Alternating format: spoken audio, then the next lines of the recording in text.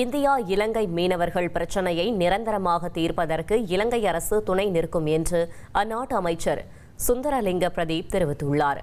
அரசுமுறை பயணமாக தமிழகம் வந்துள்ள அவர் சென்னை நுங்கம்பாக்கத்தில் உள்ள இலங்கை துணை தூதரகத்தில் செய்தியாளர்களை சந்தித்தார்.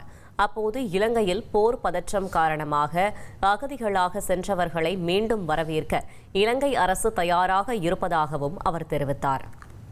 நிச்சயமாக நாங்கள் பேசிக் கொண்டிருக்கிறோம். இரு நாட்டு மீனவர்களும் மீன்பிடி சங்கத்தினரும் இது தொடர்பாக பேசி அவர்களுக்குள்ளே ஒரு புரிந்துணர்வு, ஒரு விட்டுக்கொடுப்போடு இந்த பிரச்சனையை அணுகுவதுதான் உண்மைக்கு இந்த பிரச்சனைக்கு நிரந்தரமான தீர்வை ஒழிய வேறு எந்த தீர்வும் நான் இதில் எதிர்பார்க்க முடியாது. இந்த நாடுகளுடைய பிரச்சனை கிடையாது.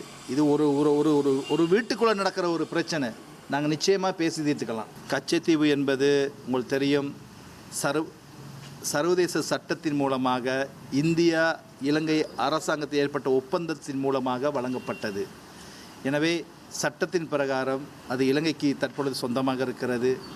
எனவே அதை பற்றி பேசுவதற்கு ஒன்றும் இல்லை என்று தான் நினைக்கிறேன். 1,25,00,000 மனங்களை வென்ற தந்தி டிவி யூடியூப் சேனல். தவிர்க்க முடியாத தம்ப்நெயில்ஸ், கலக்கலான கான்டென்ட்ஸ். நீங்களும் இந்த குடும்பத்தில் இணைய இப்பவே சப்ஸ்கிரைப் பண்ணுங்க. அசுரபலம் கொண்ட எங்கள் டிஜிட்டல் கரங்களில் உங்கள் விளம்பரங்களை சேர்க்க வாட்ஸ்அப் பண்ணுங்க.